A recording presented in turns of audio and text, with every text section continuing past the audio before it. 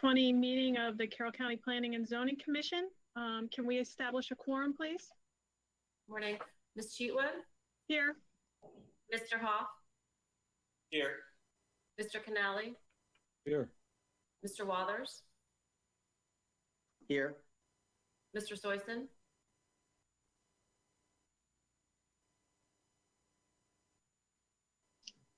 Mr. Soyson?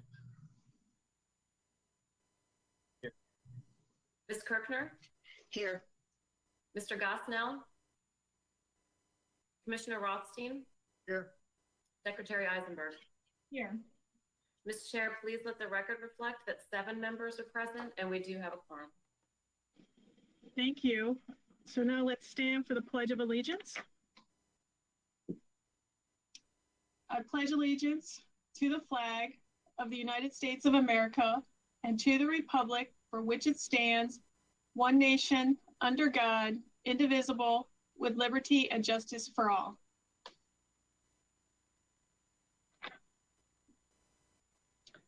Okay, moving on to review and approval of the agenda. Are there any changes to the agenda? No, there are no changes to the agenda. I'll make a motion for approval.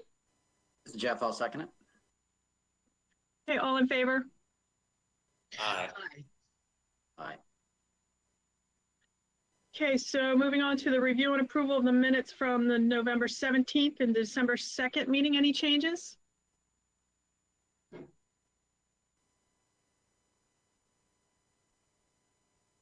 This is Jeff. I'll move approval of the minutes as presented. Second. All in favor? Aye. Aye. Okay, we'll move along to the commission member reports, and I do not have anything to report at this time. Commissioner, would you like to say something? Just a couple of really quick things. One is, again, I applaud you, the entire team, for the preparation in the rezoning requests.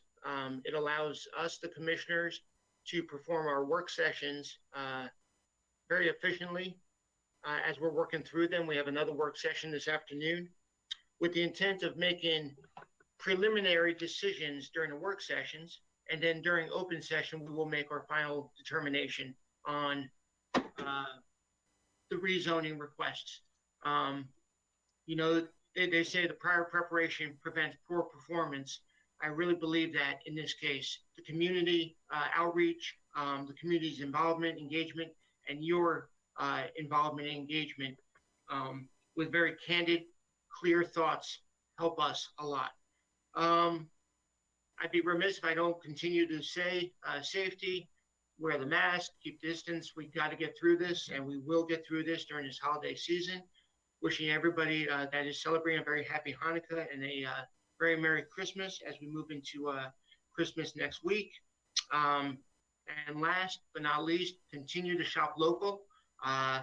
Use the main streets, use opportunities to get those gifts that can only be bought here in Carroll County and give to loved ones. Not to say I want to put Amazon or Walmart out of business, but I want to keep our community in business. So it's the main streets, not the wall streets, that I'm thinking of. And with that, I'll pass it on to you, Cynthia. Thanks. Thank you. Would anybody else on the commission have anything to say? Okay, we'll move along to our administrative report. Item number 7, Secretary Eisenberg. Morning, everyone. Thank you for being here at our very last Planning Commission meeting of 2021. Sorry we couldn't celebrate all together on the holiday season, but I want to thank you all again for your service for this past year. It's been trying, we all know. Thank you for being adaptable, especially with us and our new technology and how we do these meetings moving forward. I'm not sure what 2021 will have in store. When we'll be returning back to in-person meetings, if we'll do a hybrid approach with some people in person, some people virtual. So we'll just have to play it by ear and see what happens as we move forward. But again, thank you all so much. We really do appreciate everything that you do for Carroll County and for planning as well in Carroll County. I have nothing else because I'm going to give you an update as an agenda item for the comprehensive rezoning that Commissioner Rothstein just spoke about. So with that, if Laura Matthijs is available, if there's any extensions for this month, Laura? Good morning. Yes, we have one extension that was granted this month. It was for the project 44 Liberty Road. The county file number is S07019. So this is the fourth extension of this site plan, which was approved for a planned business center. And that's it. That's the only one. Thank you. All right, thank you so much. And then Hannah Weber has some BZA cases to present to you this morning. Hannah? Good morning, everybody. There is one BZA case for their January 6th hearing. This is case 6284, a conditional use for a country inn. This is located on Dial Road in Tawnytown in the Ag Zone, and our finding was to be consistent.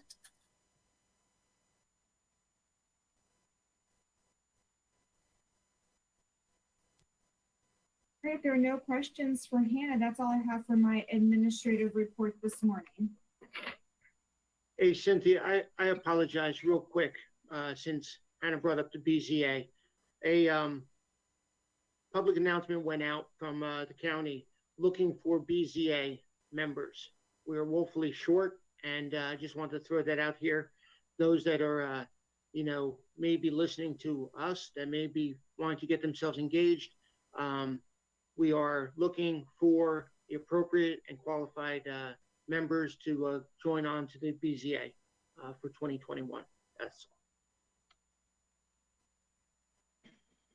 Thank you, Commissioner. We'll move on to item number 8, which is our comprehensive rezoning by request for the commercial industrial employment campus and the update. So good morning. As Commissioner Rothstein said, the Board of County Commissioners has been meeting in work sessions to discuss what you forwarded as far as your recommendations for the 28 properties for the by request comprehensive rezoning for commercial, industrial, and employment campus. Last week was our first of the work sessions post public hearing that was held on December 3rd. So we reviewed 11 properties with the Board of County Commissioners. The first 9 were all favorable recommendations from the Planning Commission and from staff. So how we've tried to order these are based on, frankly, the ones that seem to be easier to move forward, easier decisions perhaps to make for the Board of County Commissioners. So the properties discussed were properties 3, 4, 5, 10, 11, 15, 17, 31, and 32. So I'll quickly go over just so you know. I know the numbers don't mean much to the public, but the number 3 property was the Wedekind property. That is in the Woodbine area along 97, and that was one going from conservation to industrial 1, industrial 2. That is located right off of 97. If you recall that property, it's part of that greater industrial area, and it was the last piece of non-industrial land in this greater industrial park area. So the Board of County Commissioners found the same recommendation as Planning Commission and staff as a favorable for I2. The next property they reviewed was 0004, and that was the Stockdale property. This is a property along Maryland 26, just across from Liberty Exchange, and the request was C2. And again, Board of County Commissioners have a provisional vote of favorable. The next property was 0005, and this is the Stonesifer property in the Westminster area, and the request was to go to C2, and again, Board of County Commissioners also have a favorable provisional vote for that. The next property was 00010. And I'm going to put 10 and 11 together. So these are the properties, the Southern Maryland Oil and the Tevis Real Estate along 140 in the Finksburg area. So it's the Jiffy Mart property and then the Billboard property. The request was to go to C2. And again, the Board of County Commissioners had a provisional vote of favorable. Property 0015, that is the Graff property that's located in the Lineborough area. And this request was to go to C2. So it's off of Lineborough Road in the rural village of Lineborough. It's already developed with a daycare. And so this was for the auto service center that is in that built structure. And the Board of County Commissioners also had a favorable provisional vote. 0017 was the next property that they discussed.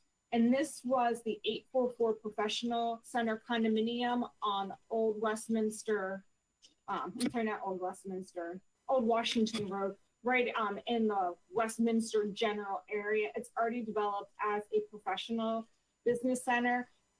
It did not make it into our last rezoning because it's under the Westminster and Environs plan. So we have a lot of work to do in that Westminster and Environs area, but the request was to go to C2. And again, the Board of County Commissioners gave that a favorable recommendation, or a provisional vote, I should say.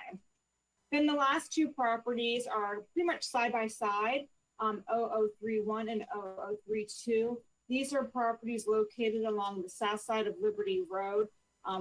Three of them are the Semino properties, and then the other one is Buckman and Associates, and the requests were for C2, and these were consistent with the Freedom Plan. And again, the Board of County Commissioners gave them a favorable provisional vote.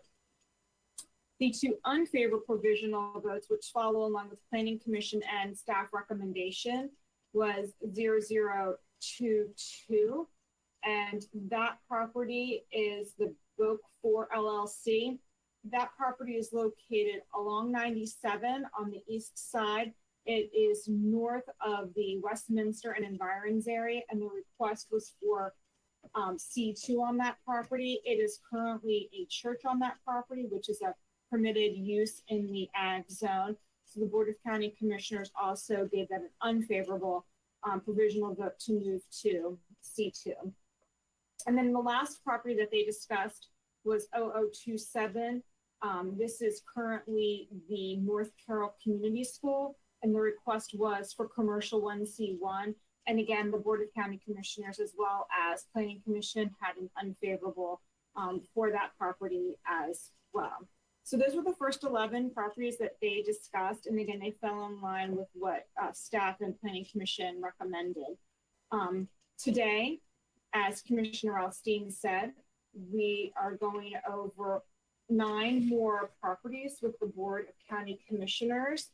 And again, the way that I tried to order them to keep them in orderly fashion, I guess, so to speak, is to put them in hierarchy of ones that seemed a little more challenging, and we'll progress up to some of the more challenging properties that may have more discussion as we move to further meetings.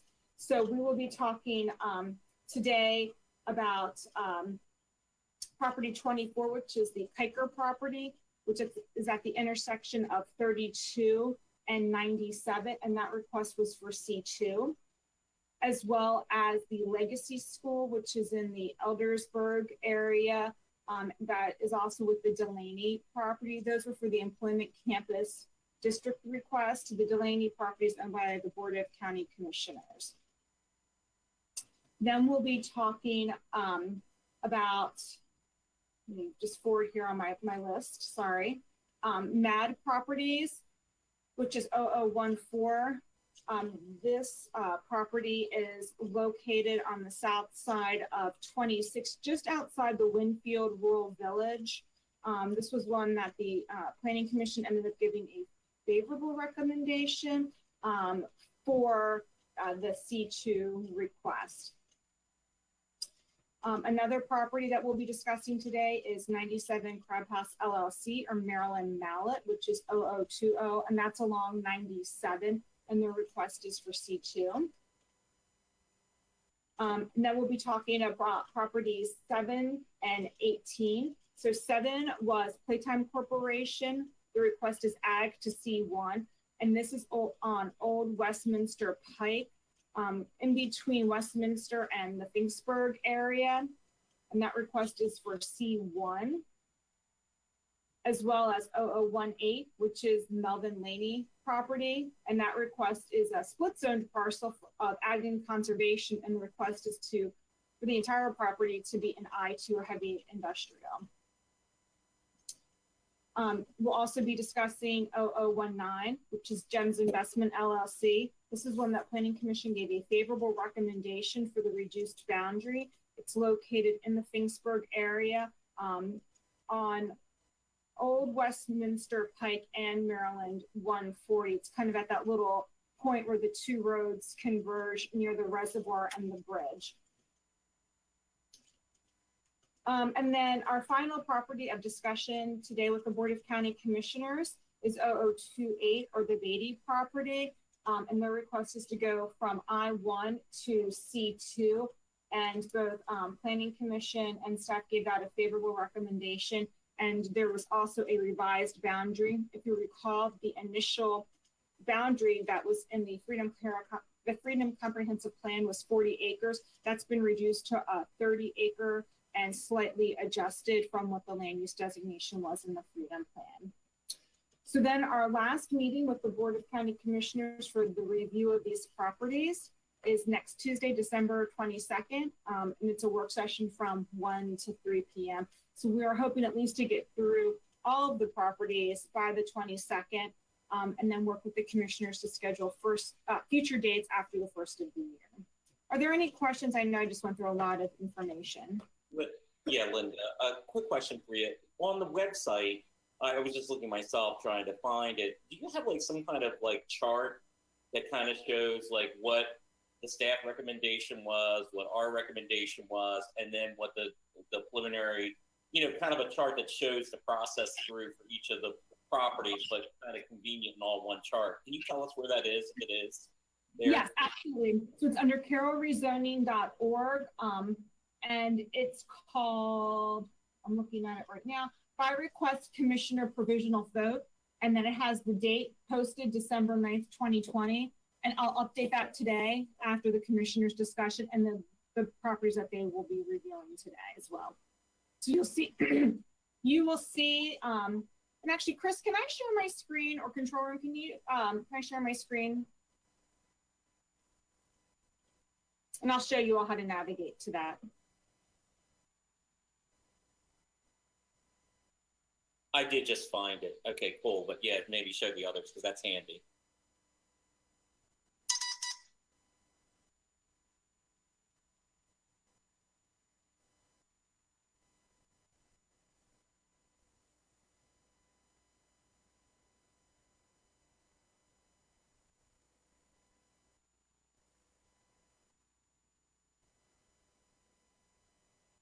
Linda, you're on mute.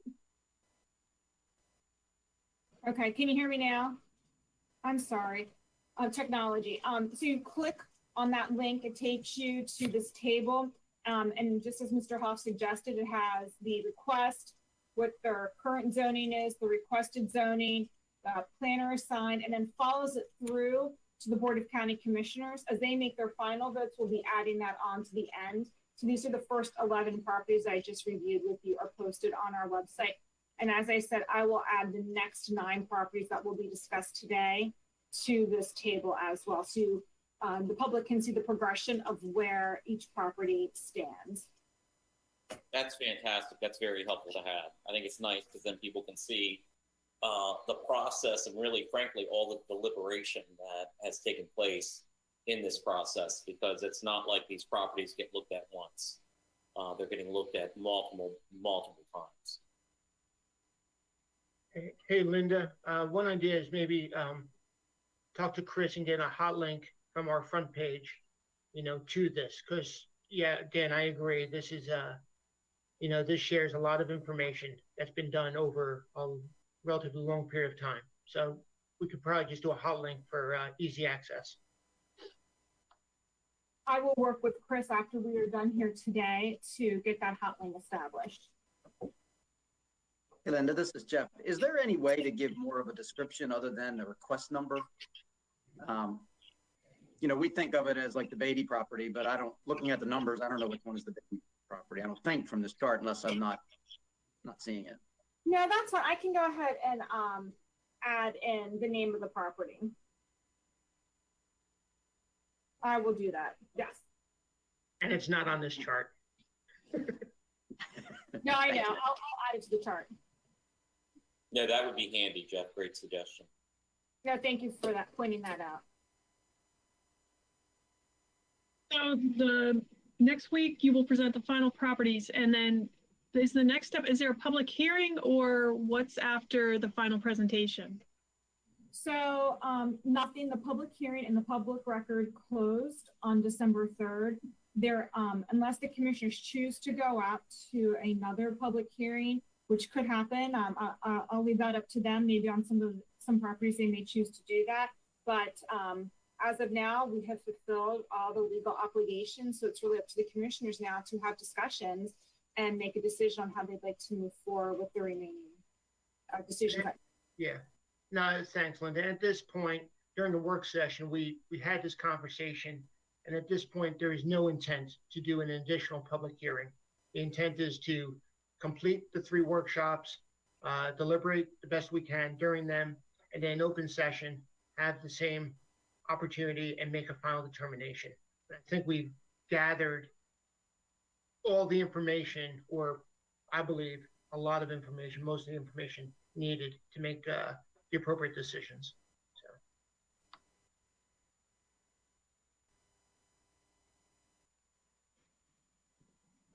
Okay, any more questions about this? Or any more, Linda? Are you finished? That's it. Thank you. Okay, well, on the agenda is a recess. Are we still taking the recess at this time to allow people to call in? Is that what we want to do, or? That might be a good idea. Yeah, I think now would be a good time to take a quick break, and then we'll move into the development review. And we have 3 items for you this morning for development review cases. Okay, well then let's take, I have 9:24, so let's go till recess till 9:30, and that way we can get going and hopefully get everything taken care of. So I'm going to adjourn for about 6 minutes.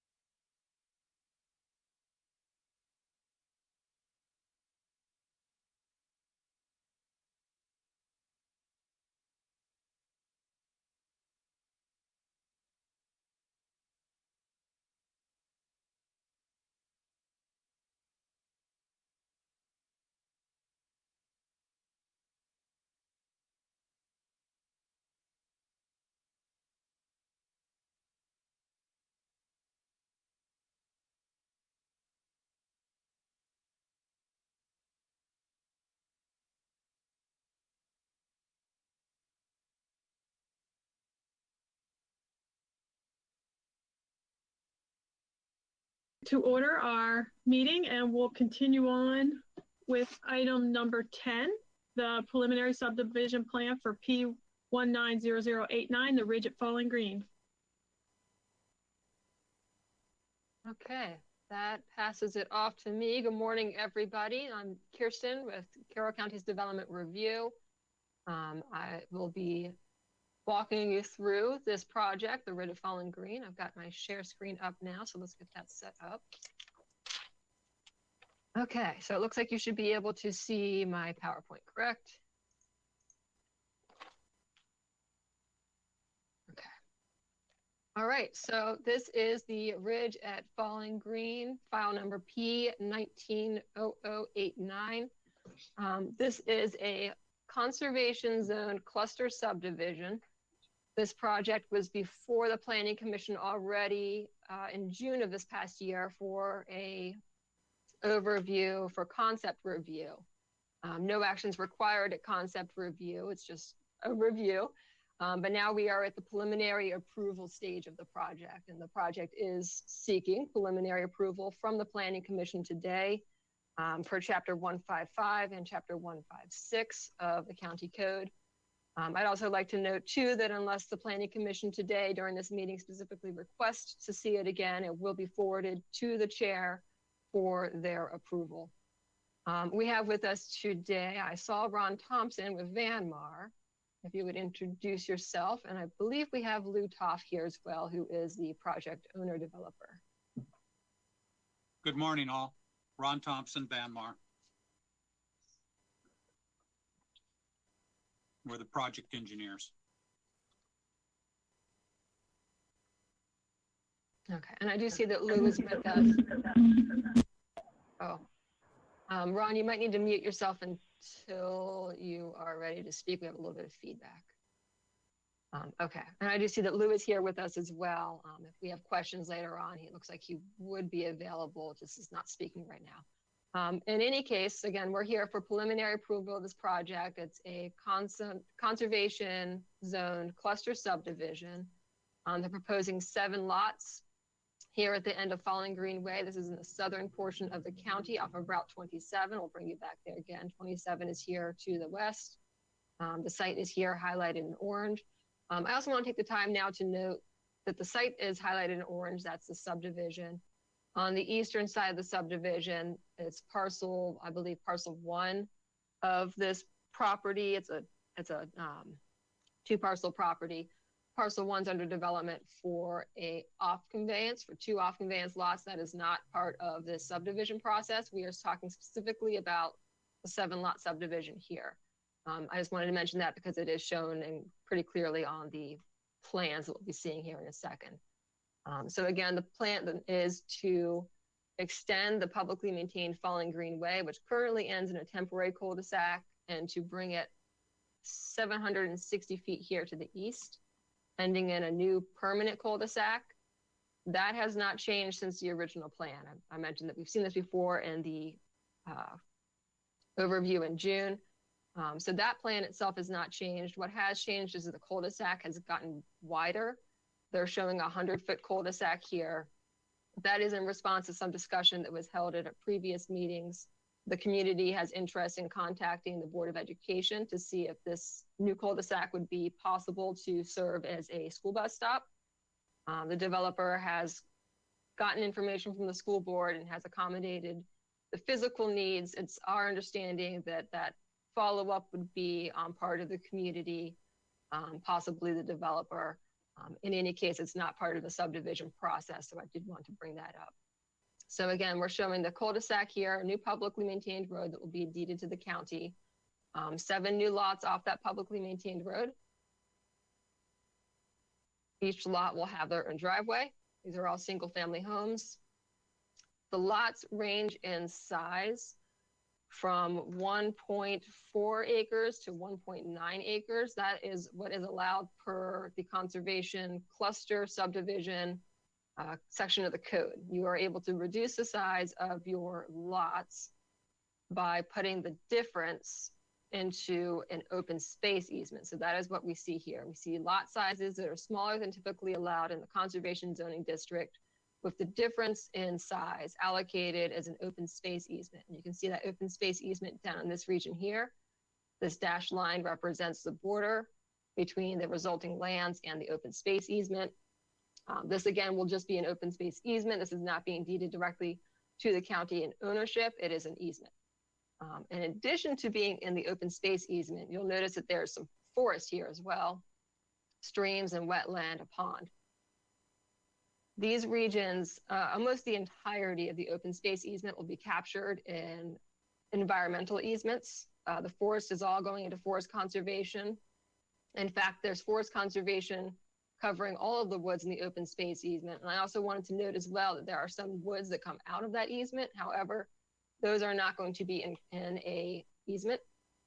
That is to say, lot 7 will not be encumbered by easements. Lot 1 and 2 will not be encumbered by easements, despite having woods on them. All of the forest conservation easement is contained currently to the open space easement itself. In addition to that, of course, we'll also have water resource management easements over the stream buffer, the pond, the wetlands.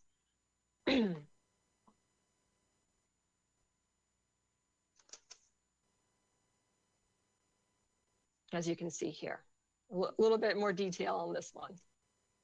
As you'll also see on these plans, as I mentioned before, the parcel 2 actually, not parcel 1, parcel 2 on the east is under development for a 2-lot off conveyance. You'll see that there's also an easement shown allowing access to those 2 lots from the end of Fallen Green. Again, that is only under development as an off conveyance for 2 lots. It's not a subdivision. It's separate from this process, but there is an easement shown for their access when that access is established.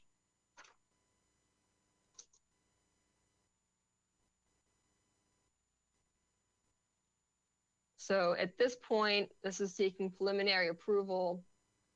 All county agencies at this time have granted approval to that stage. As we mentioned before, we're getting forest conservation easements and water resource management easements, addresses their codes, the extension of Fallen Green Way, and the existing access to a state highway addresses the state highway, county roads, engineering requirements. Soil conservation and grading has been addressed, zoning has been met, everything here regarding the cluster subdivision process has been met to the requirements. Fire protection's addressed.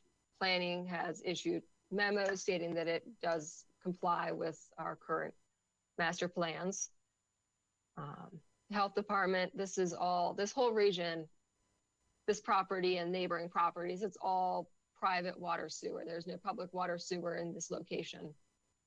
Neighbors and the site itself will all be on private wells and septic.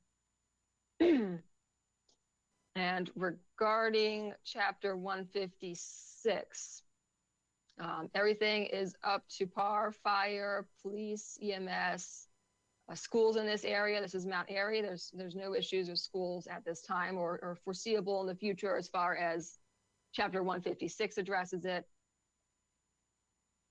Roads is also adequate. And again, there's no public water and sewer in this region.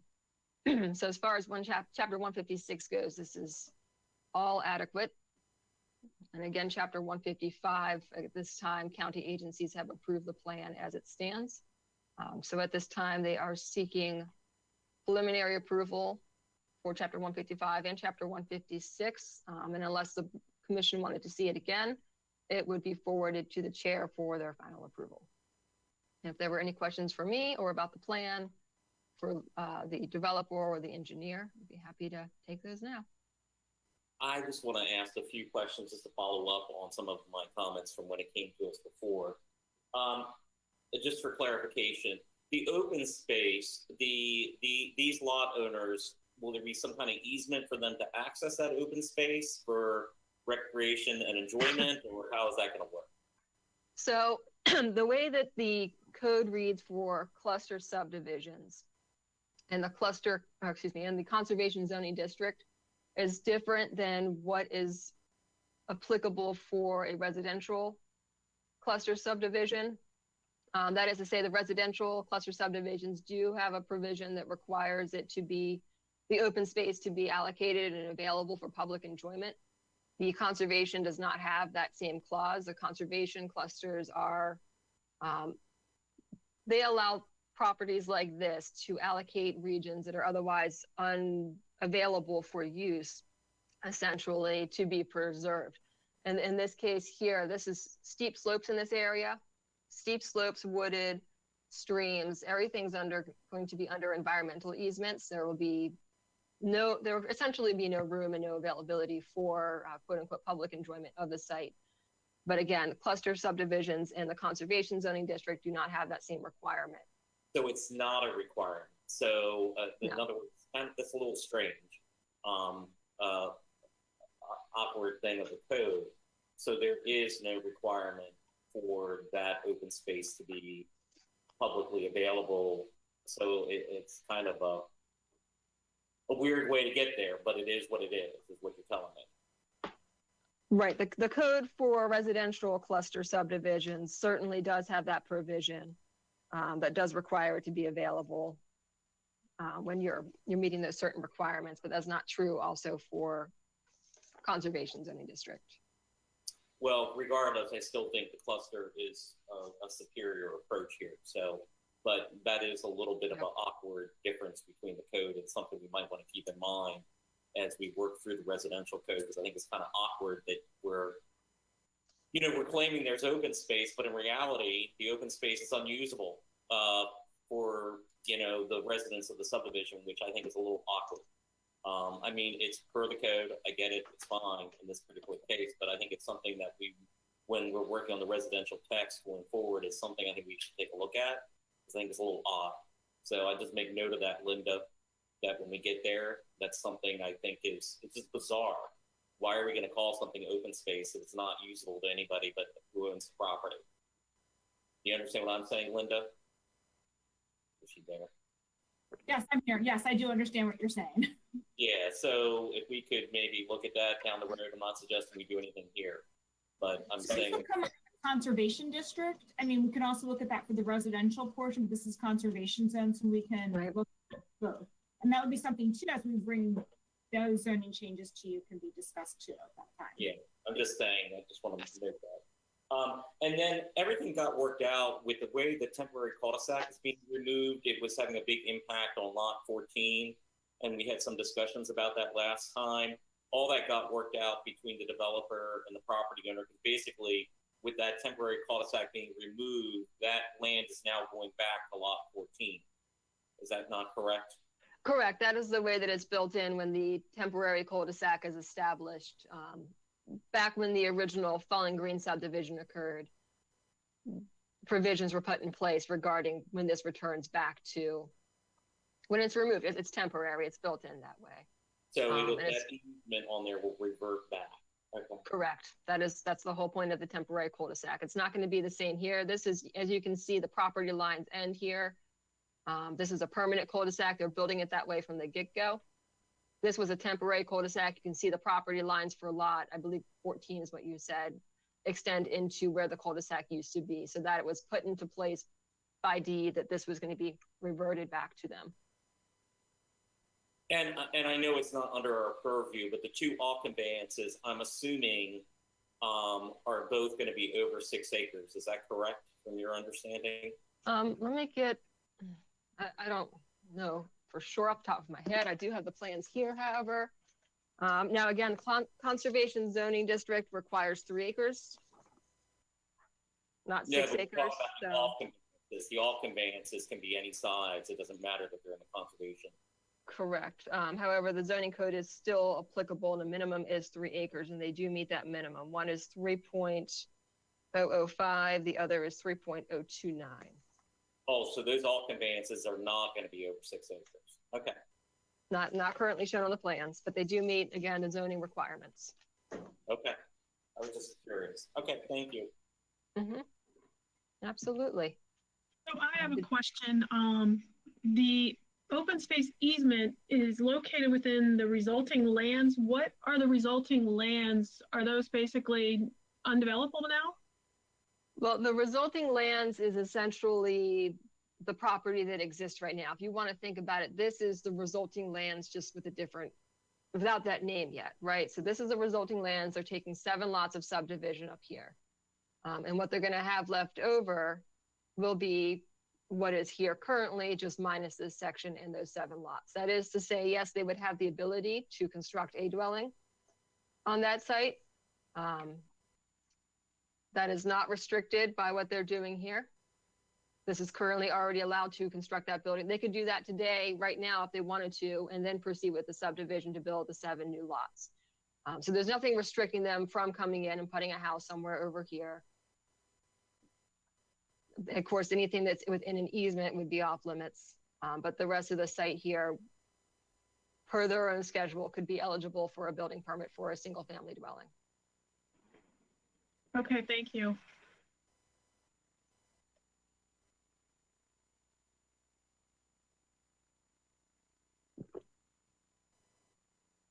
Were there any other questions for me, or anybody wanted to see a certain page, or the developer or engineer?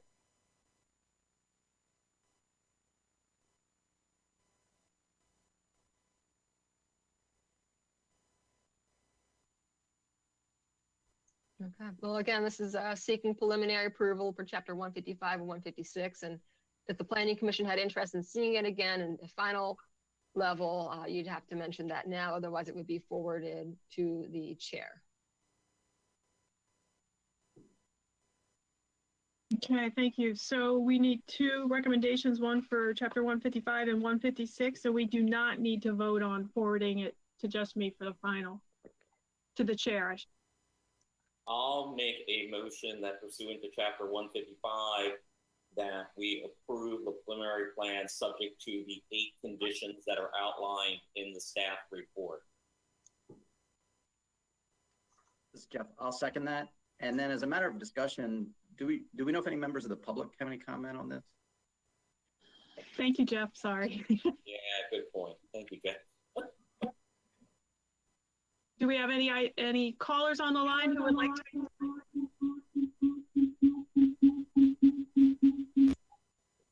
You have callers that have not muted.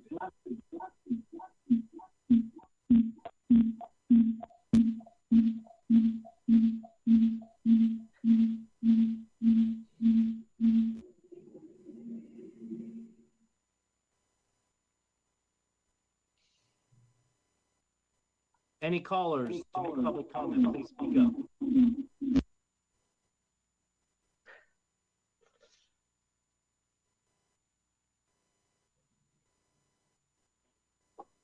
Okay, control room, if you mute the callers, please. Thank you. So it looks like we have no public comment, so I think we can continue. So we have a motion by Mr. Hoff and a second by Mr. Walters to recommend approval of the preliminary plan pursuant to chapter 155 with the 8 conditions in the staff report. I'm just going to go down. Mr. Canali, Yes. Mr. Hoff, Yes. Ms. Kirkner, Yes. Mr. Soyson, Mr. Walters.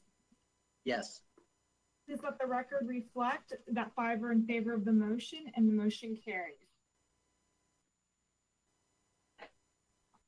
Excellent. Thank you very much, everybody. Do we need to do a motion for chapter 156 too as well, correct? Oh, right. Therefore, I'll make a motion that pursuant to chapter 156, that we approve the preliminary plan subject to the 4 conditions that are outlined in the staff report.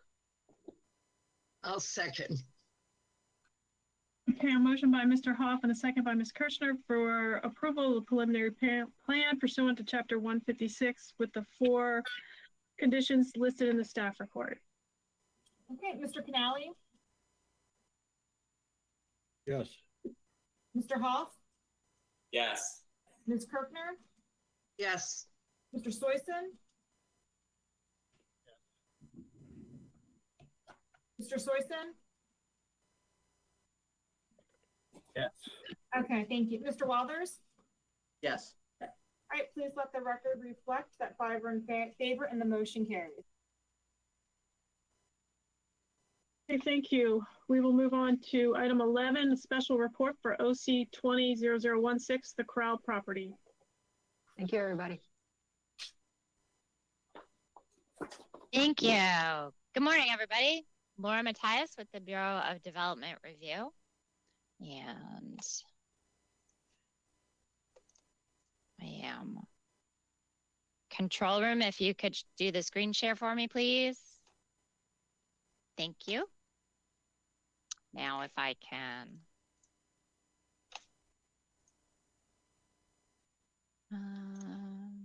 Whoop. There we go. Okay. All right. Good morning. Thank you. Can everybody see the screen share? We're good? Yes. Thanks, Cynthia. I see you. Miss Cheatwood, thank you. Excellent. Okay. So we have two special reports for you this morning. The first one is entitled The Crowell Property. And it is something that the Planning Commission, you don't see this very often. So I am going to walk you through this step by step. What we have here is an application was received for an off conveyance for this property.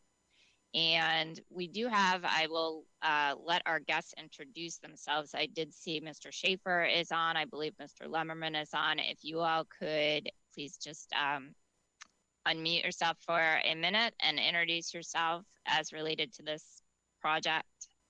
Laura, this is Clark Schaefer and Planning Commission. This is Clark Schaefer, the attorney for the Crowell family. I have with me Renee Crowell Gallagher, who is the owner of this property with her sister. And then also on the line is John Lemmerman from RTF, our engineer surveyor, and Patrick Patrone, the real estate agent that has the listing of the property. Thank you. Thank you, Mr. Schaefer.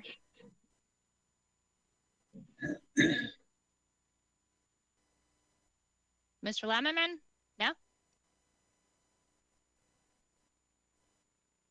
Okay. I think they think I introduced him already. Okay, that's fine. I didn't know if he wanted to say anything for himself. Totally good. All right, so the property you see here, to orient you, you'll see Carroll County's northern landfill.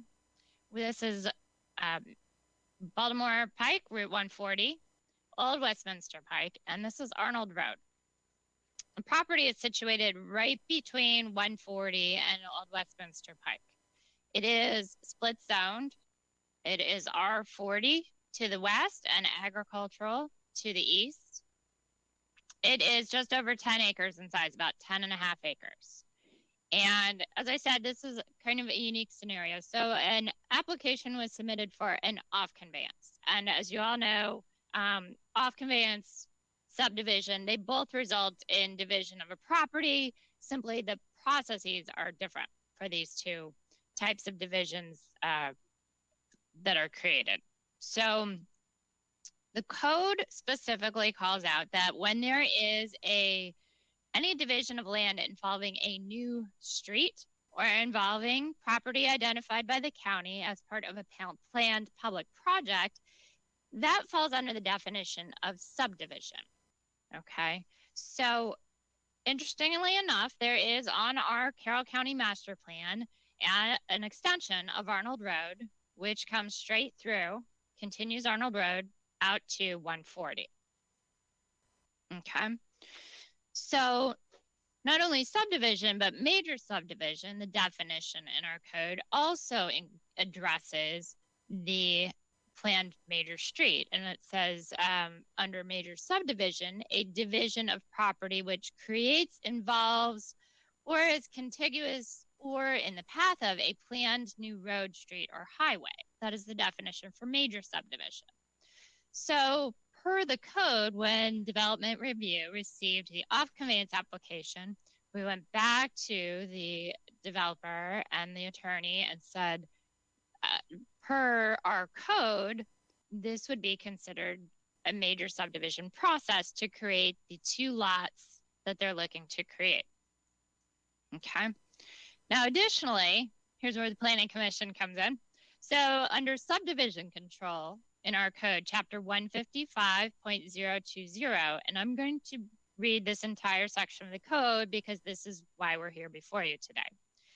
If an off conveyance or any division is proposed upon land which involves a planned street or involves a planned public project shown on the master plan, the Planning Commission shall consider the division and may approve the division without recording a subdivision plat after a finding by the Planning Commission that the division will not adversely affect the construction of the planned public project or planned street.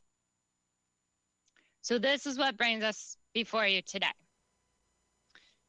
Now, on Friday, the 13th of November, we did hold a staff meeting. This included directors and bureau chiefs within the Department of Land and Resource Management, Department of Planning, Department of Public Works, and the County Attorney's Office to discuss this planned major road extension of Arnold Road, which, as I said, is on the master plan.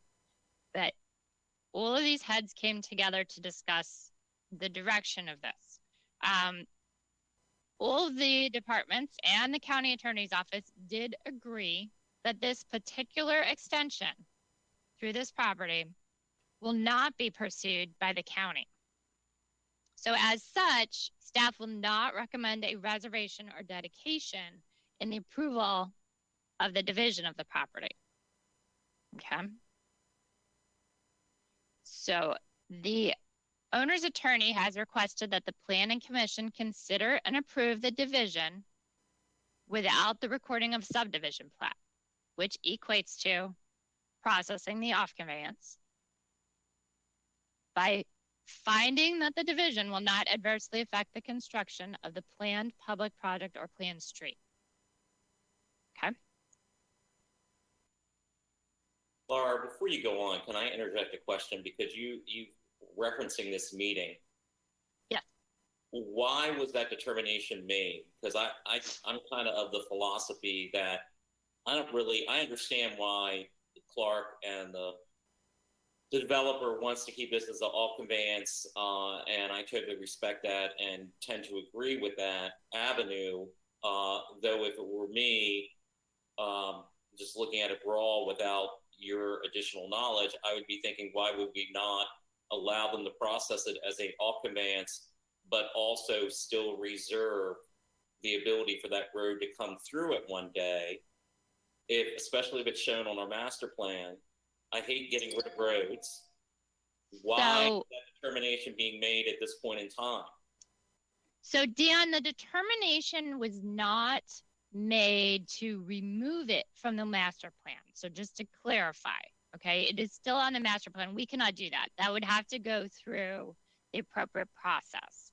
What was discussed was the desirability, viability, and potential of that. And there was much discussion about future improvements to northern landfill and how this extension, where it would come through, if it would come through.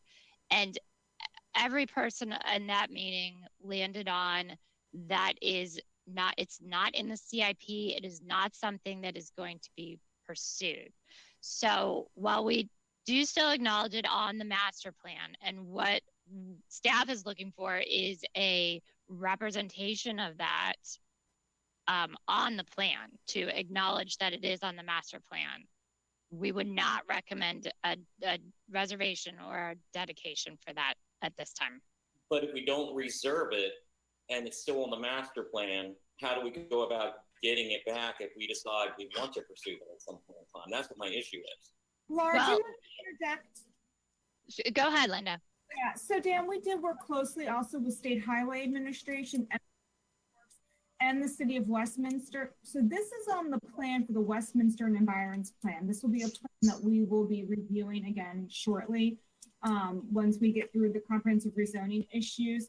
And speaking with them, State Highway was, again, they don't always comment on these issues. We're putting another access point at that point on Maryland 140 could be problematic. There could be some site distance issues. Again, some of these plan major streets that we have go way back prior to the current configuration of the community and how Maryland 140 now functions. So now looking forward into the future and what the demand is for that area and what Maryland 140 is in that particular area, it was decided that this would probably not be something would even be recommended moving forward in a future plan. And we're also reviewing it with our future transportation master plan that we're currently working on. So there were a lot of issues with the necessity of this roadway and actually its viability to even be constructed in that entrance point to be put on Maryland 140. Okay, thank you. Clarifying a little bit more. 2 follow-up questions regarding this. If we don't do the reservation now, but it's still in the master plan and we decide we want to do it later, that's still theoretically possible or not? If it's noted on their plan that it's part of the master plan, Linda, is it possible that we could come back later, or is it not feasible because it's not reserved? I'll let Laura answer that question since it's on the plan itself. So Laura, if you could answer that for Dan. So that is a good question. It's my understanding under the annotated code that there are ways to pursue that if we so chose to pursue that. But it would be far more complicated, I would imagine. In essence, we're killing it now. Is my gut. Further question. Further up, closer to Westminster, where the new circle is in, everybody knows where I'm talking about there. That is supposed to be interconnecting at some point in time. Is that not correct? That is correct. So I got that coming in, which is going to provide direct access further up the road through that new circle that's in. That is going to connect directly to 140. That is definitely happening. Okay. Thank you. Mm-hmm. Absolutely. And very good questions, Dan. Thank you, Mr. Hoff.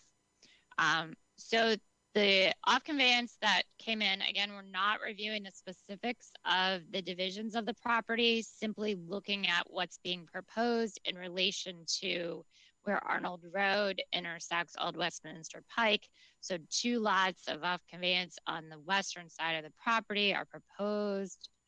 And again, so from our master plan, this little blue blip here, that is that little segment of road extension. And so in requesting that it be acknowledged on the plan with an alignment, it would simply look something like a line with an annotation to it. Okay.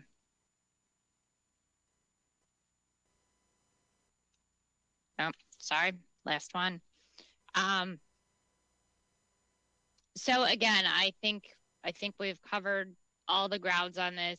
They are looking for a decision today from you on the processing, and regardless of that process, staff will not recommend the reservation or dedication, but we will look for that delineation and annotation. So the request before you is consideration and approval of the division of the property without the recording of a subdivision plat, by finding that the division will not adversely affect the construction of the planned public project or planned street. And again, of course, subdivision is with the recordation of a plat. That is typically the means by which we then record those reservations or dedications. So this would just put it into a different process, the off conveyance process. And the final outcome of that will just be a recording of those lots by deed. Clark, I got a question for Clark. I'm going to put you on the spot, my friend. What is your opinion on the fact that if there's no reservation, though it's noted on the plan, does that effectively kill the ability for it to go through later? I know that we're getting into semantics here, that, we have to clean up, that Westminster has to clean up the master plan, and well might be agreeable to remove it anyway. But once we take this action, is that effectively killing the possibility of that extension ever going forward? The answer is no, but we are in a deep dive here as far as real property and subdivision regulations. If I may,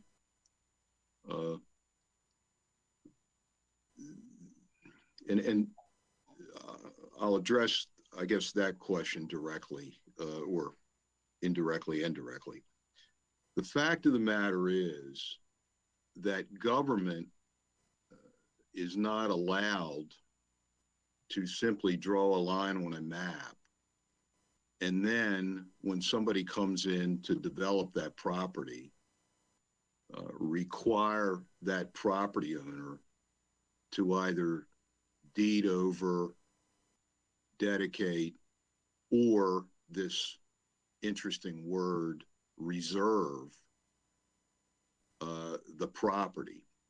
Now, and however, government has a lot of power, and one of its powers is to condemn property and buy it for public good. In this case, the line on the map is simply that. As Laura pointed out, this road is, number one, and importantly, apparently, it's known to staff or that it's not going to go. That's important because for obvious reasons. Secondly, it's not in a CIP program. There are no really concrete plans to, in any foreseeable future, to do this. Now, that doesn't mean, and I know that's what you're thinking, Dan, and I get that. I think you should be thinking, well, wait a minute, we do these plans looking out 15, 20 years. Suppose we need that land sometime. Will approving this development inhibit our ability to get that land in the future? And the answer is really no. In this case, frankly, the alignment goes, as you can see, the alignment conveniently goes right through the middle of this property, along the border line of the 3 lots that are going to be proposed to be created. Now, even if this plan had one of those lots or 2 of those lots or 3 of those lots right in the middle of this area, what that would mean would be that this plan, if it's approved, would likely result in 3 single-family dwellings being built in that alignment. What that would mean, and really what the analysis is all about here from a public standpoint is, and you use the word inhibit, I think you used that word, inhibit, or, yeah, it would inhibit it at that point, because if the public did decide to put the road through, they would have to buy those houses. Not unheard of. There's plenty of road projects across the state. Now that's sort of unheard of in Carroll County because we do local roads, we don't do state roads, but many roads require the purchase of public property. And by the way, there is a technique process specified in the land use article. I think it's 6-102. I'm not sure, don't quote me on that. That says essentially, if a government wants to reserve, create special rules on these roads, they have to have a public hearing, notify the property owner that their land is in the path of a road shown on a master plan. They have to have a public hearing at which they hear from everybody. And after that public hearing, the county commissioners, this is a legislative act, the county commissioners have to adopt a resolution that specifies what the public's desire is. And in the case of a reservation, they have to specify the number of years that reservation applies to. And I can tell you there's case law out there. This is not the first time this has happened. The Westminster Bypass, which is now taken off the plan, created a lot of these issues in the past going through the subdivision process. But there's case law that says if government wants to tell a property owner, hey, you've come in with a development plan, we understand you're entitled to that development plan under our zoning rules, but we need you to mark this area 60 feet wide across your property reserved for future bypass on a plat. Government can only do that if they limit the amount of years, and it's been suggested that it's 2 or 3 years, because the courts recognize that in fact a reservation is really a delayed taking of somebody's property without just compensation. You know, in other words, the question becomes, well, what's that mean? Reservation? You want me to reserve? Yeah, it's just a reservation. Don't worry about it. Well, can I do anything on it? Well, no, it's reserved for a future road. And then to get in the weeds a little further, I'm probably going too far, but to get in the weeds a little further, if that were to happen for 2 years, the way it would work out in real life is this. The county would come back later and say, we're ready to build the road. And the landowner would still own the land, okay?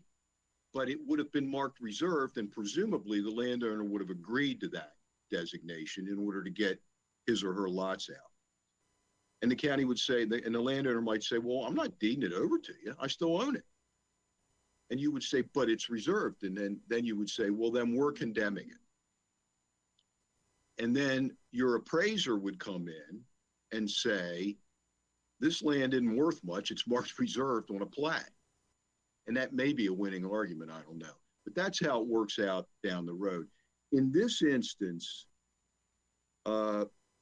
we filed this off-conveyance application in February of 2020, earlier this year. We were recently notified about this road.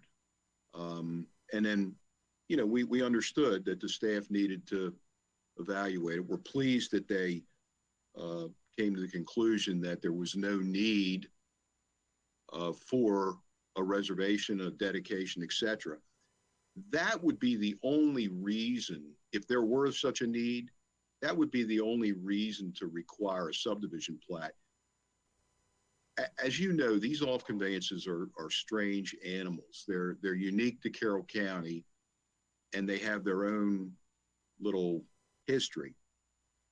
The key, and in current times, in the old days, they were easy and you could just take them.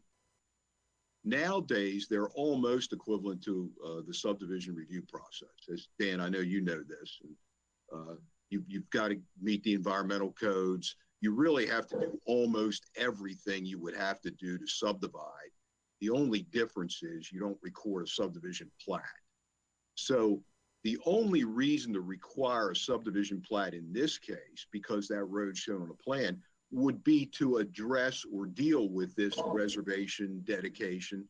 I mean, you could even say, forget reservation, deed it over to us. We might need it in the future. But of course, you're not going to do that. So the only reason to require a subdivision plat would be to address this issue. What we're asking you today, simply, and I've just explained how complicated simply is to allow us to divide this property via the off conveyance process. That's what we applied for. We've got this section of the code that Laura said that if an off conveyance application involves a public road, you have to go to the Planning Commission, which makes some sense. Let's take a close look at it. Let's take a closer look at it. So what we're asking is the ability to divide this land by off conveyance. By the way, this land goes back to 1874 in the Crow family. So I get the point. I guess the point is that effectively, I think we're killing the road. The reality is that's what we're doing here. Does our attorney have anything to add? Yes, I was I would just agree with everything Mr. Schaefer had to say and his very detailed analysis of this issue. And these were all discussed at the staff meeting. And what is your take differently as far as if we move forward, do we effectively kill this road? What is your opinion? I'm not sure if it's effectively killing it. I've been going through the annotated code, and when it comes to reservation plats, it's 6-101 in the annotated code.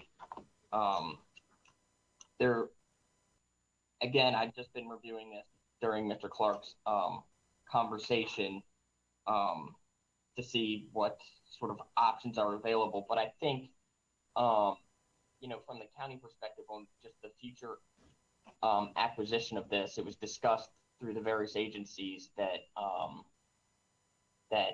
it wouldn't be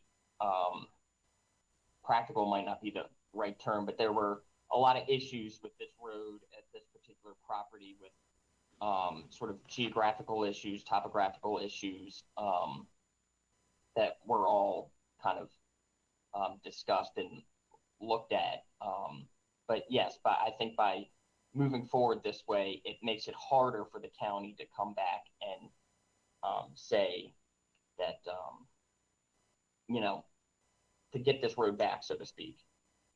And maybe the rest of the planning commission is okay with that. We'll have to do it. Well, I guess what I'm thinking along the lines exactly as Dan, and I agree, maybe this isn't a feasible or appropriate because we also want to limit the access to 140, and so this kind of makes sense. However, I guess what I'm thinking is we say we're not killing it, but is this the correct process we should be going through? Because if we're talking about removing a planned street from the Westminster Environs Plan, typically we have our full discussion during the plan changes, and we don't make these changes during a site plan review. So are we kind of usurping our typical process? Is one of my concerns too. You're not removing the road from the plan.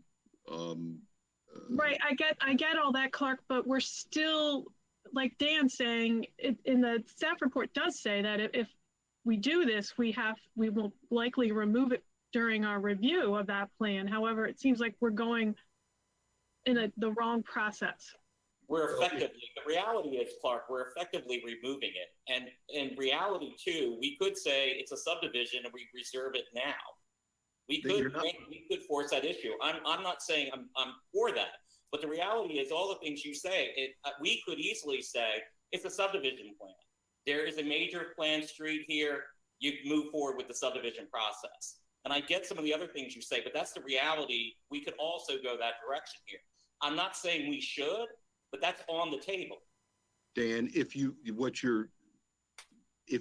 did force this to go through the subdivision process, the question becomes, what would you do with regard to the road? And my argument to you is you can't do anything differently with regard to the road via the subdivision process. It's illegal. It would be illegal. And that's very clear. And I believe your staff. How is that illegal, Clark? If I go to develop a property and a planned major street is there, as part of the subdivision process, I have to give that land to the county. No, you don't, Dan. No, you don't. No, you don't. If it were only that easy for government to do that, they would do that every time. You cannot simply draw a line on a map and then when somebody comes in to develop their property, make them give it to you. That is not true. You have seen many subdivision plats that require road frontage dedication, right? 20 feet, 30 feet. Now, those dedications are, first of all, reasonably related to the impact of the development. Nobody contests them. Everybody deeds them right over. Turn that around and try to say to somebody, put a 60-foot strip through the middle of your property and deed that to us. No, you can't do it. So it's just very clear that you cannot do it. Your staff agrees, your lawyers agree it, and that's buttressed by the process in the land use article that directly says if you're going to do that kind of stuff, you have to have a public hearing, notify people. That's the misnomer. By the by, you're not effectively giving up this road because, as I pointed out, it goes through the middle of these things. Okay, if the county wants to do this road in the future, they can condemn the land, buy it, and build it. By the way, when we started looking at this, to talk with staff about it, there's a huge, I don't know if you probably are familiar with it, on 140, there's a big slope that comes, 140's way below this property, okay, way below. So our analysis, frankly, was that if you ever did, so what we said to the county was, okay, you think you might want this road? Show us your construction drawings of what you need. Because that's what you need to do. You know, we're not doing it. You show us, well, when you start looking at accel, decel lanes on 140, when you start talking to SHA about approving another entrance on the 140 and looking at what the access permit requirements would be, we would lose at least one lot, we believe, maybe two.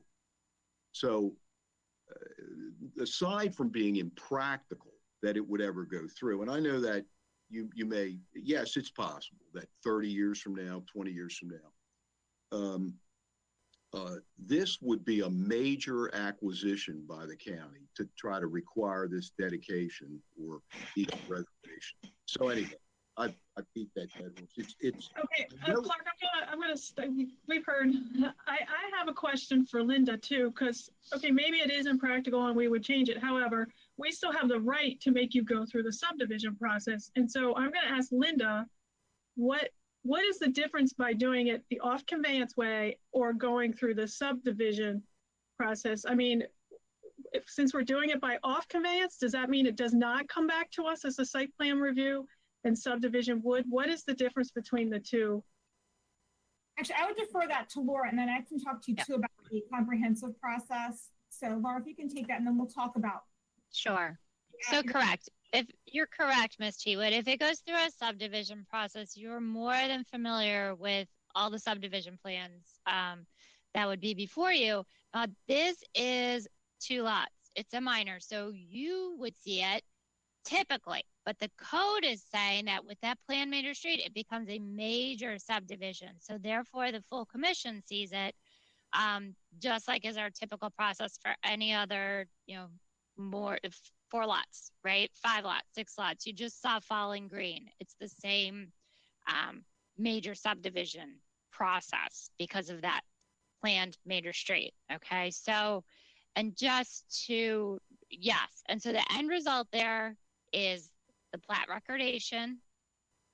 And then right where we go with what we request and recommend, again, staff would not recommend a reservation or dedication stemming from the conversation, the staff meeting with all of the directors and the bureau chiefs that were involved in that. Okay. And that would not be the direction that the county would go with it. But you would see it again and you would end up with a record plat at the end of the process. Off conveyance, different process. Goes through an approval process with staff, and those lots are recorded by deed. And they are entitled to those 2 lots of off conveyance. So that is what they're proposing. So, Linda, if you wanted to discuss the. If Linda and the county attorney could just speak, because one thing that Clark brought up, I do want clarity on, is if there is a road showed going through and I'm developing the property, my understanding always has been that as part of the development process, I got to provide for that road. Am I not correct on that, Linda? So again, that's a development review process. So Laura, how do you all typically handle that? I think, again, this would be something for Laura to answer on how they handle this during the development review process. Sure. So again, it goes through the review with all of the agencies. That includes comprehensive planning. So if you think back to the plans you have seen over the past couple years, even, site plans are mostly, we get, we have had some subdivision plans where there is a planned major road through there, and it speaks directly to the scenario and the property, I would say. We have had interparcel connectivity that has addressed the planned major road through a property, has been provided. We have shown very recently, you saw a car wash on Liberty Road. There was a planned major road through there. It was depicted as a line and an annotation because of the situation with the adjoining properties on either side and the viability and feasibility. So I think when planning does their reviews, they provide feedback in regards to that planned major road and addressing that appropriately on the plan.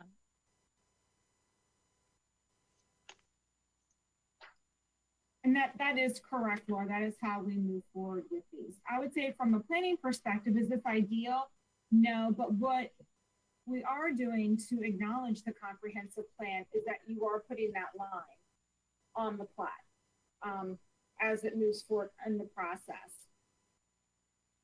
Ideally, it would be something that we would go back and we would amend the master plans. We would remove this planned major street. But since this is not the situation, I think having that on that plat actually does pay. It is consistent then, and I think you can say it is still consistent with the master plan. May I comment on the on that process, which I think was pretty accurate?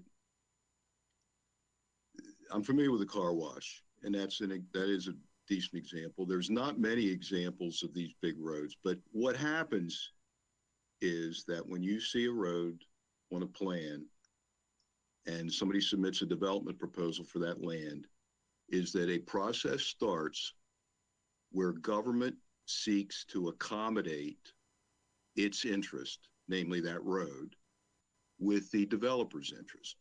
And the car wash is a good example where the car wash parcel was able to be developed in a way that did not obstruct that service road, I think it's Ridenhour, the service road, okay? And yet the developer was still able to get full use of his property. There's drive aisles in there, there's parking in there. The theory being that if the county ever needed to do Ridenhour, they could build it across there without condemning a car wash. Okay. Now that was a voluntary agreement, which is usually able to be accommodated with the property owner. And if you come in with a farm that's 100 acres and you get 6 lots out of it, you take your 5 lots up on the road and you've got a 94-acre remainder of whatever.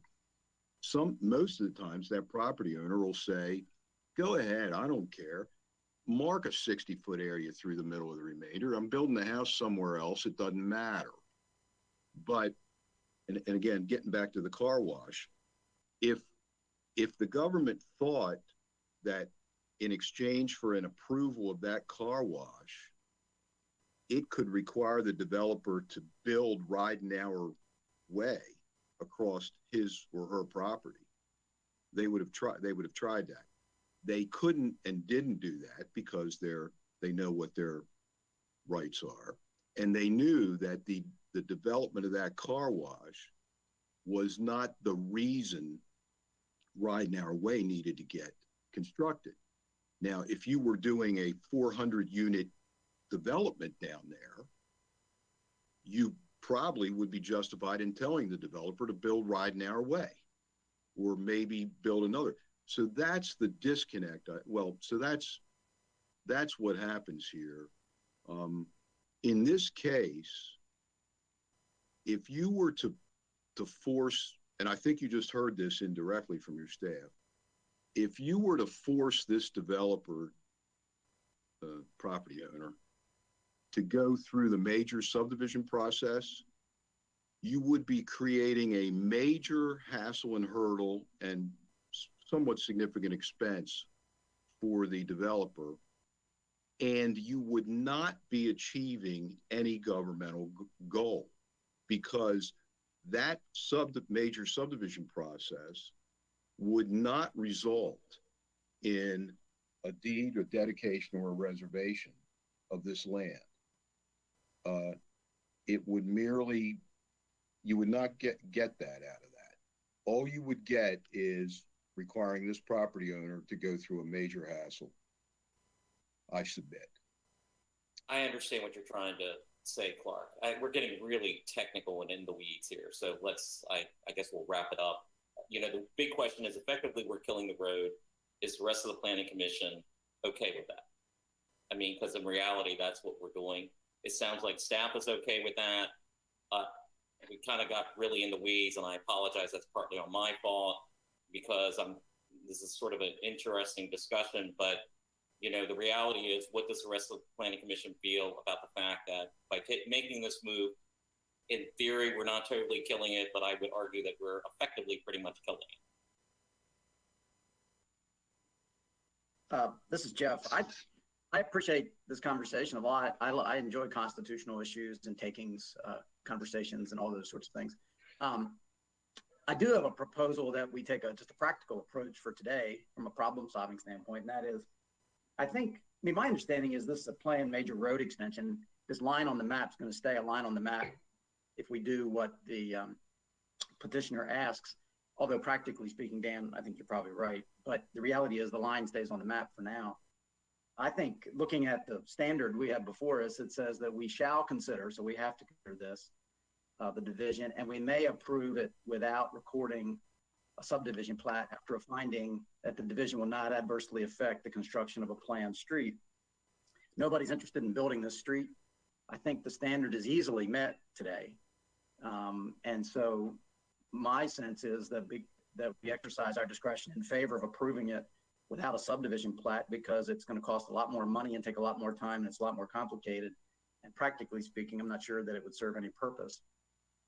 So I tend to come down, again, practically speaking, on the side that I feel like the standard is easily met in this 155.020. And so I'd be in favor of it. Jeff, you say that so eloquently, and I agree with everything you just said. Is someone making a motion? Do we have to have public comment on this, or we can go straight to a motion? Well, do we have any callers on the line or anything? I would imagine we would take public comment because we would if we were physically meeting. It looks like we only have one caller on the line.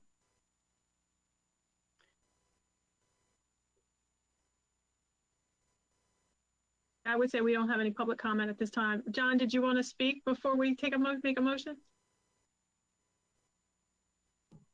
It's probably not necessary at this point. Thank you, though. All right, this is Jeff. I'll make a motion then, for the reasons that I just stated. I'll incorporate by reference my prior statement. And I would move that we approve the request that the subdivision be permitted without recording a subdivision plat. I'll second. So I guess I will ask, I mean, the staff report specifically says finding that the division will not adversely affect the construction of the planned public project or planned street. Do we have to add that to the motion too? By incorporating by reference what I said, I meant to do that. So yes, I find that it, in my view, based on the discussion that we've had and the staff's meeting and their representations, as well as what Mr. Schaefer said, that the division will not adversely affect the construction of the planned street, since nobody has any plans to build the street to start with. You could use the code section, right? In accordance with 155.020A4, the Planning Commission finds. Okay, I do.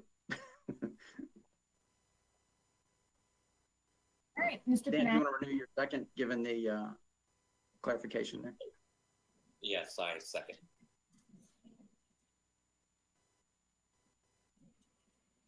All right, Mr. Canali, Yes. Mr. Hall, Yes. Ms. Kirkner, Yes. Mr. Soyson. Mr. Soyson, I'm sorry, I couldn't hear you. Yes? Yes. I don't know what I don't know what the problem is here. Mr. Weathers, Yes. please let the record reflect that 5 are in favor and the motion carries. Thank you all. Yeah, thank you, everybody. I think that was an interesting conversation that I never thought we would have.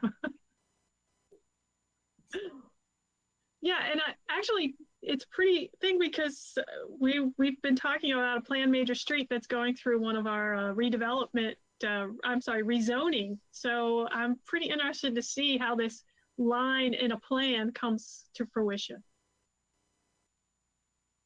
Thank you, Laura. So we'll move on to item number 12, a special report S970023, the Flegel property telecommunication antenna. And Laura, you again. Yes, Megan, thank you. And thank you. Yes, both of these are special reports, and they really, truly, I think, live up to that, and that they're unique. I told you with the last one, you really don't see this that often. Same goes true for this next one. So some interesting conversation today for certain. Okay. So the next special report it references a very old file number. You'll notice S97023, the Flegel property telecommunication antenna. So we're here before you today it's a request for an adjustment to the approved plan. The site for this tower is on Mayberry Road, close to the Bays Horse Mill Road. I always have to slow down when I say that one, intersection. Okay, so there's an existing tower on this property. It was approved through the BZA, through a conditional use back in 1989. And then the Planning Commission approved a site plan for this tower in December of 1989. They came through in 1997 and added an equipment building and antennas to the tower. You have those plans in your plan packet. And again, the request before you today it's an adjustment to the approved plan. The developer is proposing to add 17 foot 2 inches vertically an extension to this tower. So taking it from 256 feet high to 273 foot 2. Okay, so in plan, here's this parcel. The tower sits at the back of that property.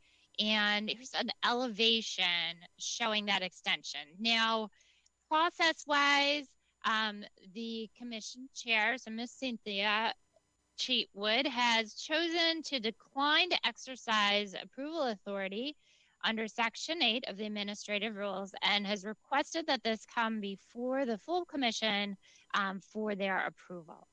So that, in essence, is all we are here for today is approval of the extension of the height of the tower, an additional 17 foot 2 inches. And the BZA, just so you know, does not need to see this back. They don't require an additional hearing, and that is in accordance with Mr. Dixon, the county attorney's representative to the BZA. And I do believe, do we have anybody here with the project today? I didn't notice that before I started speaking. I apologize. Hello, yes, my name is Joseph Stewart. I'm with Crown Castle. Thank you.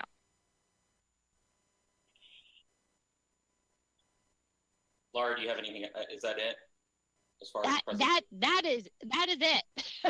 Okay, well, as long-winded as I was with this last one, I'll be pretty quick here. The fact of the matter is we have a tower that's already 256 feet, and we're adding, in essence, 17 feet to it, so it's 273. I don't really see how that suddenly makes it that much different than what it already is from a standpoint as the existing tower. You know, the people around it are already used to having that tower there. It is what it is, what it is. It's already 256 feet in the air. It going another 17 feet. I don't know that it's, you know, makes it any worse than the fact that the tower's there to begin with. So I don't see why we would have any objection to you know, the additional height at this point in time. So that's my take. I don't know how the rest of the commission feels. Thank you, Dan. I guess, you know, that's exactly what I wanted to hear. The reason I didn't do the approval is, since maybe this is one of the first we've seen, I want everybody else's opinion before we start down this road. So. Oh, I understand. I agree. I understand where you're coming. I do appreciate the start down this road because there may be others that come through like this. How does the rest of the commission feel?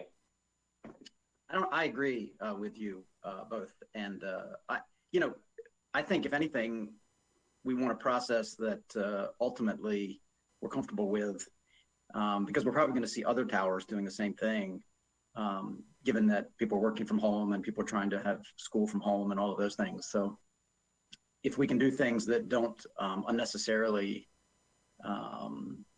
interfere with our roles, but allow for better communications throughout the county, I'm in favor of that. So this, whatever, 17-foot 2-inch extension on an already existing tower, I think is fine. And if we saw other circumstances similar to that, I'd be very comfortable with the chair dealing with those. I also agree. I'd rather see additions to towers as opposed to, if they don't get the addition, they have to build another tower somewhere else. So. Good point.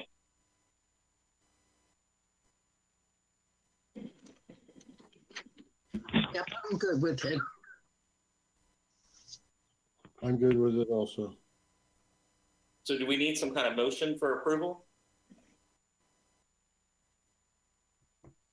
I think that would be the cleanest way to do that. Linda, do you agree? Yes, please. Yes, I think a motion and a vote would be helpful in this case. So do we just need an approval for a motion for the additional, the height, or what exactly should be the formality of the motion? The language I used in the staff report, I think may be appropriate, is an adjustment to the approved plan. Okay. So I will make a motion for the adjustment to the approved plan to add additional height and make the tower from 256 feet to 273 2 inches. Is that good? That's my motion. This Jeff, I'll second that.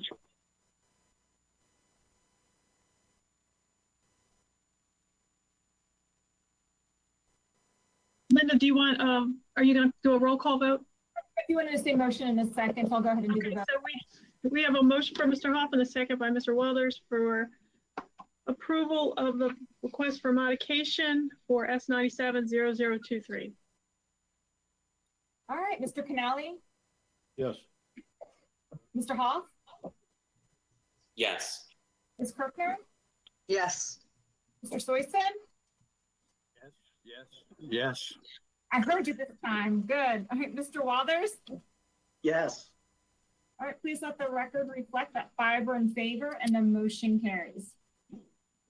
Okay, thank you. So, and I agree, Richard, that's exactly what I was thinking. I'd rather see an extension on an existing tower than the new ones go up. So hopefully this is the next path forward. Okay, so our next virtual meeting. Thank you, Laura. Thank Our you. next virtual meeting is January 6th of the new year, 2021. So I hope everybody has a Merry Christmas and a Happy New Year. Before we adjourn, and don't want to take away your season greetings, and I definitely feel the same. I do want to share with all a couple of decisions that have been made. One is the Board of Commissioners are changing out our positions as far as president, vice president. I will be taking the lead as president starting January 4th, and Commissioner Dick Weaver will be our vice president, as opposed to Commissioner Wance and I, respectively. The other issue is we are changing our roles in representation as ex officios on the different boards and commissions. I will no longer be the ex officio on the Planning Commission, although all of us are available to be, but I will not be representing the Board of Commissioners. Commissioner Eric Boucher will be the ex officio starting beginning of January. As time allows, I will participate for a couple of those commissions meetings to make sure Commissioner Boucher has a comfort level on what his role and responsibility is. More to follow on the other positions and roles that we're going to be having, but this is just very direct. I just want to make sure you all understood if you had not heard that prior. So, okay. Any comments, thoughts? And again, happy holidays, and I'll give it back to you, Cynthia. So thanks. I do have something to say also. My term is probably coming to a close here pretty soon. And I'm sure that the commissioners will be looking at a suitable replacement. So unless I hear from them otherwise, I'll be there on the 6th, but if I do hear from them, I may not. I just want to say that I've thoroughly enjoyed working with this planning commission, and you're doing a great job, and you will continue to do a good job.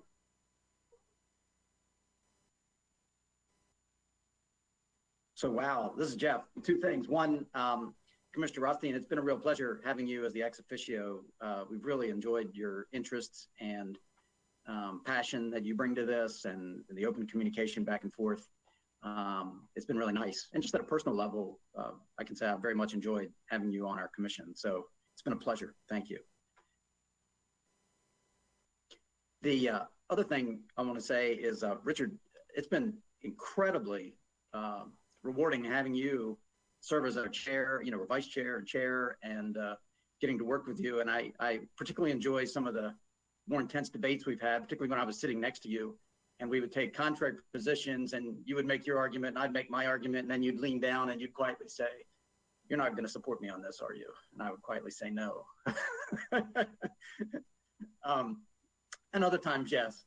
But it's a good example of why I'm so proud to be part of this commission, because as we've all said many times, the spirited debate is something I think is missing too often in public discourse, and it happens here for the benefit of our community, because I think we elevate ideas and we take a look at things from all sides, and we do it by maybe shredding an argument and fully respecting the proponent of the argument. Doesn't happen very often in this day and age, and I think we're all worse off for it not happening often, but we're better for it happening here. And Richard, you've helped facilitate that. You've helped set the tone for that. You've made wonderful arguments, and you've persuaded me when I was in a different position, and you persuade me over because you had the better argument. And that's the way it's supposed to work, and the county is better for all of that. So that doesn't begin to capture all you've added through your years here. And I hope we have more time to talk about that. But I just wanted to say, at a personal level, professional level, it's been thoroughly enjoyable, rewarding. I've grown a lot, learned a lot from you. So thank you. I'm not going to repeat everything Jeff said, but I agree with him in all regards. It's been great having Commissioner Rothstein here with us. And I will miss Richard very, very, very much. It's been great. Yes, I agree totally. Commissioner, you have brought a very welcome aspect to this commission. So we definitely appreciate you. I know I do. And Richard, I'm going to miss you when you're finally gone from here. But I will say, in my mind, I'm already thinking, what would Richard say? So I think that something will resonate with me. I guess I have to ditto everything that was said by my fellow commissioners. I'm not going to repeat all that. We'll miss both of you.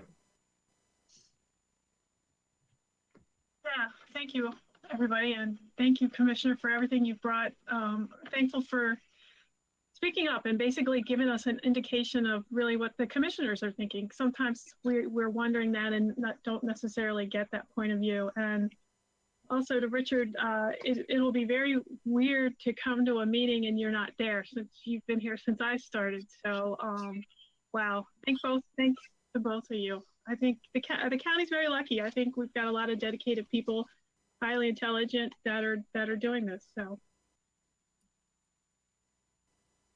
I just want to say again, thank you so much to both of you. Your being on this commission, your mentorship in many ways for my position, and your faith and confidence in what we do has really been so supportive and so helpful to furthering our mission and the county's mission. So thank you for your service, Planning Commission Member Soyson, and thank you, Commissioner Ronstein, for all you did for our Planning Commission and for our department. You'll be missed. Okay, so wow, so things may look very different when we come back in just a couple of weeks. Here's hoping that 2021 is very different from 2020. And I'll make a motion to adjourn the meeting, and Merry Christmas, Happy Holidays, and have a great New Year. Stay safe. Happy holidays, everybody. Thank you.